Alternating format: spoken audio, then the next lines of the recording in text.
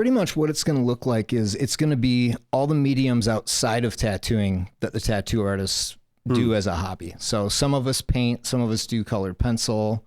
I don't really know. I haven't seen any of anybody's stuff but my own yet. So that's half the fun. Hello and welcome back to this week's episode of the TF Cast. I'm Willis. Hey, Grum here. It's April 10th here in the Solarium. And I am your host, Jacob Bases. Today with us, we are so pleased to present Rob Foster, who has organized a group of tattoo artists to show their work at the 410 Project, but not necessarily as tattoo artists, just tattoo artists who are also artists. Rob, maybe you could introduce the idea, tell us what we might see, and a little bit about yourself. Well, a little bit about me. I've been tattooing for 27 years. I've been here at Cactus Tattoo in Mankato for the last 22 years. I guess I'm just a middle-aged guy that likes to do art.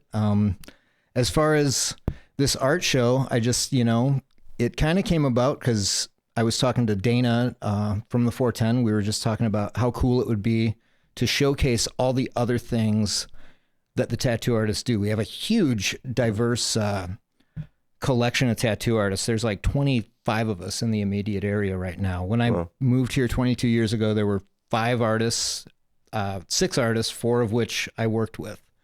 So it's really grown over the last few decades. And, tattoo artists spend their time drawing what we're told to draw for the most part. So it's kind of neat to see what can come out of our heads when no one is guiding us and we're just kind of left to our own devices, whether it's painting or wood burning or cross stitching or whatever the hell people are going to bring to the table. That's half the fun, just to see what people come up with. Mm-hmm. Yeah, I would think we spend a lot of time on this show talking about how artists make their money, but it's not very difficult when you're dealing with a tattoo artist, because it's probably the most commercially monetizable form of art I can think of. Like, you come in, you get paid for a drawing, and then you also perform it, and it pays well. You get to walk out with the drawing. Yeah. What do tattoo artists normally come from other art backgrounds, or is it a lot of folks who are kind of tattoo first, art second? What do you see? It all depends. I mean, nowadays it's a lot different. I had a friend that was on a podcast, and he explained it he said, back in the day, people tattooed because it was our way out of a bad situation. We didn't have, anywhere else to go. We didn't know what to do. We wanted to create, and this is what we did. And now there's people with master's degrees that tattoo, which to some of the old school guys, how the hell does that make sense? You have other places to go. What the hell are you doing? But it's awesome because you have people with master's degrees that are, bringing totally different backgrounds to the table. And tattooing now is totally different than it was 25, 30 years ago. Sure. Just for God knows how many reasons, but yeah, there's a lot of, there's a lot more variation of style that you see. And it seems like, what's kind of in moves a lot faster these days, at least on the Instagram.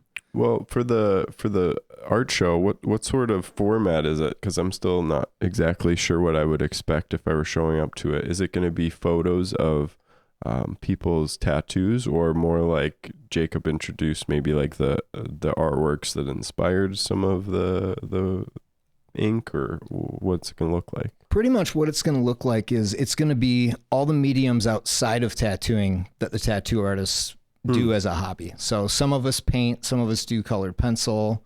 I don't really know. I haven't seen any of anybody's stuff but my own yet. So that's half the fun. I kind of wanted to run down. Their drop-off starts today at the 410. So I think tomorrow before I leave town, I'm going to try to take a peek at some of the stuff that's been entered. So and you're not disallowed from handing in flash or something, are you? Or is it very much not tattoos? It can be whatever. I mean, I'm sure a lot of people's stuff, I know some of my stuff is very just tattoo inspired. I mean, it's a skull with roses and, things like that. 2 of my pieces are very tattoo inspired. The other one, I just really tried to go a completely different direction, which was kind of fun and kind of terrifying. And I've seen Chris's work in progress, and I'm really excited about that. And I've also just thought it's so cool that I've heard you put on like just like a couple like potlucks to like meet everyone, and putting on this, I think it's a really great way to like strengthen the like tattoo scene and meet everyone. What is that like scene like in Mankato? You know, it's interesting because, you know, like I said, there's over 20 of us here, and up until recently, you know, some of us know each other. I mean, you know, Chris and I, you know, we all know a lot of the people from Mecca, partly because Megan used to work with us. Yeah. And, but then we've had so many new shops open up. That was part of why we ended up just having a get together back in January, just to see who'd show up, you know, and quite a few, I think 15, 16 people showed up just to get faces to names. And, you know, everybody, there was a really good vibe. And, you know, a lot of what's been happening is some of these people that met during that have kept in communication. I had an artist from Lake Crystal, Patrick from Lake Crystal. He stopped by Cactus with a couple tattoo machines he'd been working on. He's like, here, try these out. I just built these. Let me know what you think. And I know him and Donnie from Unique have been talking. So Cool. people are kind of just communicating a little bit more. I mean, it's always kind of been, you know, this business traditionally up until, you know, recent years, it's very much been kind of everybody does their own thing. And, Yeah. you know, back in the day, they didn't share anything with Yeah. anybody. It almost sounded like earlier that it was almost specifically like the competition was like taken very seriously, and like people kind of had their very territorial, and almost like people had like crews or something like that. Is that kind of accurate? Not like crews like a gang, but like these tattooers tattoo over here, these tattooers tattoo. Yeah, I mean, now it's cool because, like Jacob said, everybody has kind of their own style. So now it's really neat, especially getting to know other artists. You know, we refer people to each other. Yeah, you know? yeah. And we're all just making a fucking living. Heck you know, when yeah. it comes down to it. And if I know that somebody down the street is going to enjoy this piece better and put more of themselves into it, why am I going to take it and shortchange the client? You know, a good experience just because I want their $600 or, you know, whatever. Yeah. So I was actually always really surprised. Like when I first moved to Mankato in 2013, I think I was like, there was 2 shops at the time. And I was like, there is like 20,000 kids here. Yeah. I was just kind of astounded that there was only, you know, 2 shops. Cause I just come from a military base, and there was right out the gate 15 of the worst tattoo shops you could imagine. And like, I mean, you didn't even walk in. They had like blown up flash on the window, you know, that kind of thing. that's so you could tell it wasn't a massage parlor. Yeah. Yeah. But like, I was like, hey, this is kind of a similar situation where we have a college here. And I was just kind of a little bit astounded that there was only 2 shops. I mean, is there a kind of like a heavy load at all times on, you know, what's available due to the college? It all depends. I mean, you know, myself and I know some of the other artists that, you know, have, I don't want to say more experience, but just, you know, more clientele because of more experience, I guess, is, you know, I don't do a lot of the college kids. Sure. A lot of my clients come from the smaller towns around between here and New Ulm and Sleepy Eye and Waseca. And that's, you know, that's awesome. We have tons of towns within 40 miles of here that we get lots of clientele from. But then, you know, the college that feeds the younger artists, you know, the apprentices, you know, they get those little quick ones, and they establish their clientele base. So the cool thing about tattooing is you're not just drawing on people, you're really creating relationships with people, especially when you're doing the larger pieces, the custom pieces.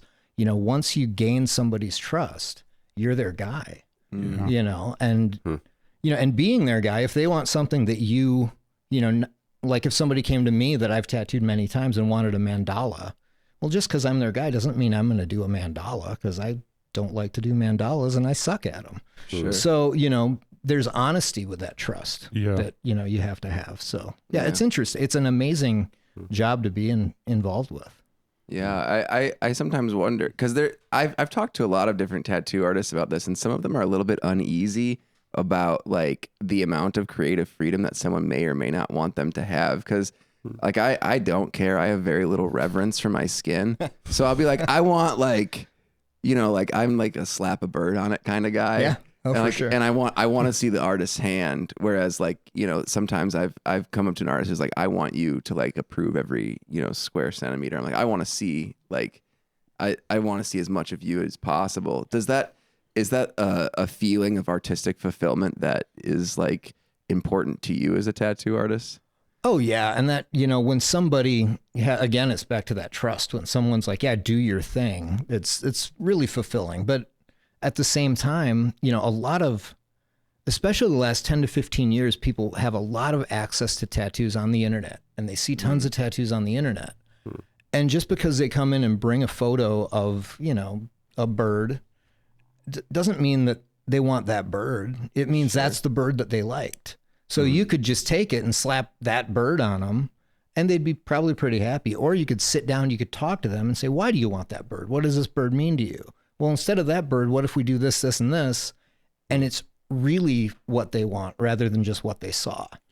So it's sometimes you really got to ask the why and pull out, the meaning and what they really, really are there for, because they don't know yet. Yeah. I guess to further that question is like, is there like a sense of like what do you chase after in your non-tattoo artwork? That's like, like maybe you don't get it in your tattoos because you're always dealing with someone else's like factor. Like what are you looking for when you're putting together something just for you? In the non-tattoo artwork, sometimes I chase the crudeness and silliness. I mean, I'm not going to lie. I draw a lot of dicks. Hell yeah. A lot of just stupid shit. I drew a dick painting the other day, a dick smoking a joint. It's just, those are things that I think are hilarious, and not many people would let you tattoo them on them. Nobody's asked for that one yet. No, not yet. Now that it's out there, you might be able to find some Is it in your takers. flashbook? I think one of the dicks I think I did put on my Instagram page. Love it. The painting one. That's funny. But yeah, I mean, I kind of go for the absurd, and and sometimes you just get way more complicated with, just different elements that, no one's going to want to see all that in somebody's tattoo. And you just, more freedom is awesome. Is, what kind of art do you tend to, specialize in? And also, is that the same art is that like also your favorite to do? I've really been doing a lot of colored pencil, and I don't know if it's just my favorite. It's just what I've always kind of done. And it's, I do enjoy it. I like doing it a lot. It's when I'm doing the larger pieces, it takes forever because colored pencils are small. Yeah. So it's very time consuming, but, I like it because I love bright colors, whether it's my tattoo work or my, just studio work. I love bright colors, and, you get a lot of that through colored pencil for sure. And what about within the tattoo world? What is like your specialty in that side of your art? Most of my stuff is full color. I do really bold outlines, really bold colors, a lot of larger stuff. I'm not going to be one to do geometric work on you. I love doing flowers, birds, things with a lot of expression to them, things like that. Do you lean more towards like abstract or realism, or kind of anywhere? Kind of more towards like the neo-traditional side. Oh, I see. A little-ish. So you do that kind of every year. You have a Halloween thing, right? Yeah, I do. Every year I do a Halloween flash special. Yeah. Sure. And that I guess I don't know if the right term is. A lot of this is kind of like American standard. Kind of American traditional. Yeah, a lot American of it. traditional. Yeah, a lot of it's kind of more on the traditional side. So my style kind of leans between traditional and neo-traditional. Brandon, our piercer, described it as middle school, which is pretty accurate. I mean, I draw dicks all the time. I'm totally middle school. It's That checks out. he kind of nailed it. It's so strange that when it comes to that, there is kind of like it doesn't really exist. Like you wouldn't call like a lot of. I have certainly seen like tattoo art that is in the traditional style, like just on a painting or whatever. But it is an art that almost exists exclusively on people's body. Like within the art community, how is that kind of talked about? Because I mean, it doesn't like maybe there is a place where you can go and see it like on the wall in a museum, but it doesn't quite exist that way. Yeah, I don't know. I can honestly say I don't know how to answer that. Do people do like galleries with like a bunch of like half naked people standing with their work on them? Is that like a thing? I hope so. Yeah. And if it's not, maybe that's what we'll do next year. That would be pretty sick. Because that would be cool. Yeah, I'd go to that. Yeah, you can invite all the. You just invite all the people who have been tattooed to like be a part of the show. Yeah. Or there's even some people who I've heard do like people will be like, I only want you to like do a piece on my body. So I could see like that type of person. Yeah. I mean, if you go to a tattoo convention, they do have competitions for the work, so that's kind of close. But to walk into a gallery and just see, some people playing chess with, full sleeves would be kind of weird. Yeah. That'd be really cool. Just having people doing like slice of life things, but kind of like with their work exposed. Because I mean, there's a lot of really like inked up people who are really covered too. Or at least that's what they say. I actually, so I didn't know about, I have no tattoos or body mods, and I didn't know that Flash was a thing till like 2 years ago. And like at first when I heard about it, it like didn't make sense to me because I didn't understand that people would go out and seek artists whose work they want on them. I had always identified tattoos as like this thing that like you think about for a long time and like get something specific. And then I meet people like Jacob who are just like, oh, throw anything on me. And like that really popular thing where you just like get really small absurdist tattoos and then you just get like a million of them. So I guess one question would be for anyone like me who didn't know what Flash was 2 years ago, maybe explain what that is. But also like, is that like more of just like something everyone does to make a little extra money? Is that like where you get the chance to express yourself? Like, I guess like what is Flash, and can you explain it to someone who has no idea about tattoos like me?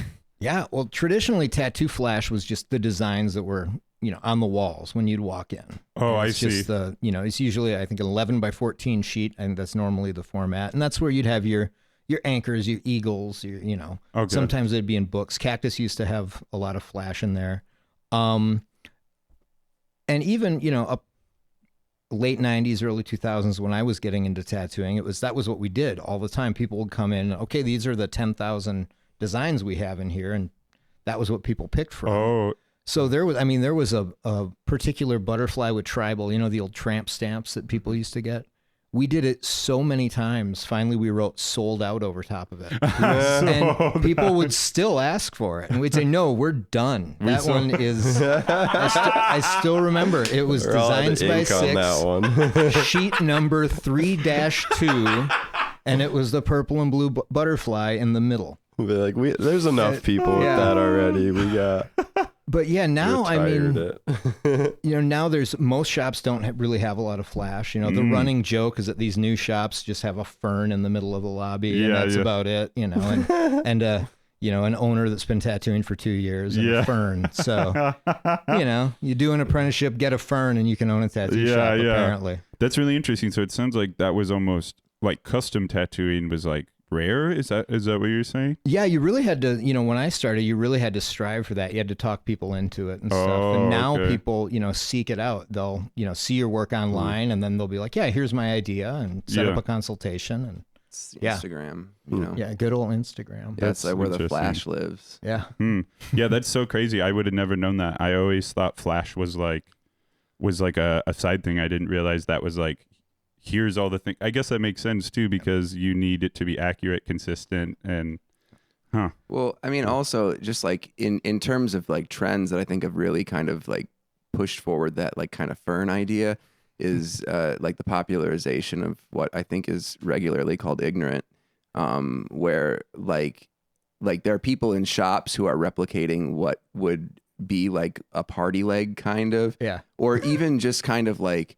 I have like a can on my arm that is like borderline ignorant because it's like silly, but like it's a style that's kind of based off like a stupid party tattoo, or like it's supposed to kind of look, I don't know exactly how to describe it, but kind of like going down to like these people like drawing from a well of people who might not even be licensed, or like, doing something irresponsible. I don't want to condone that, but like then you have professional artists who are like dealing with people who are asking for these things. Yeah. Like it has to be happening all the time. Oh, and we have people bring designs in off the internet, and we have to explain to them that that is a poorly done tattoo, and we can do a good version of that, but it's not going to look like that, or I'm going to cut my hands off, or get fired, or get beat up in the back. Well, I mean, the person who wants like a Band-Aid tattooed on their leg or something, right on. Like what's the best version of a tattoo that's supposed to look like that? Yeah. I'm unsure, but I'm sure it requires a steady hand.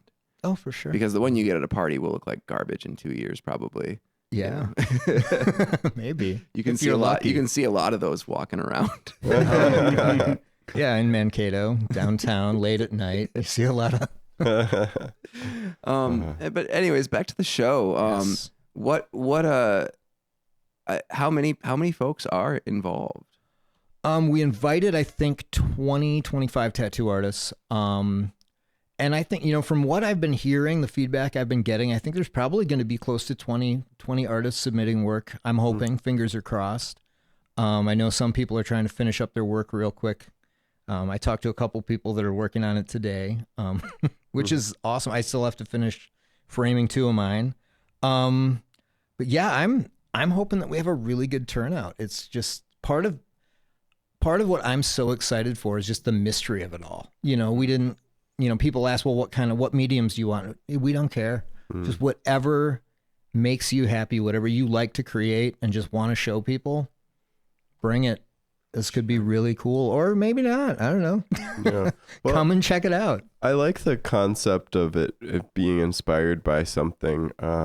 Like I'm intrigued by the idea of going to a show and seeing works that were inspired by like you said like inspired by tattoos or something. So I would expect to see something like in the ballpark of some of those styles that I might associate with tattoos, but then you also get to see like where they're deviating from the path a little bit or trying something new or you could see something about their individual style. So I'd be excited about that.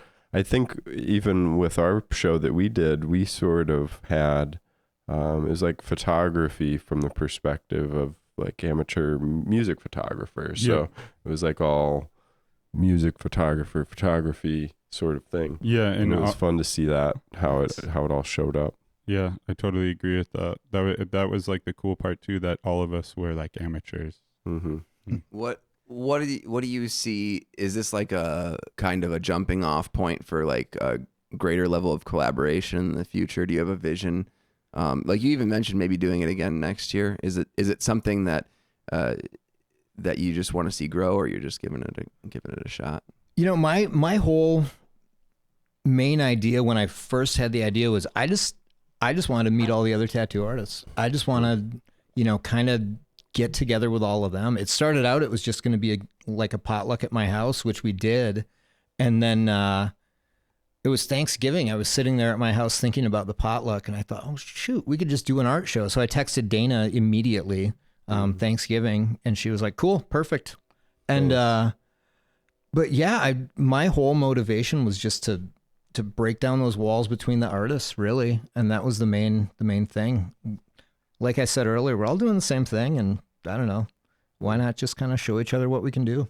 Well, it sounds like things have changed a lot in the past couple of years. You've been doing tattooing for over 25 years, and before we started, it sounded like there were some stories of what used to happen in the scene when a new shop would open up next door or something, and just territorial sort of protect your space things. But it seems like it's becoming something different now, or at least there's a little more communication, a little more sharing of ideas and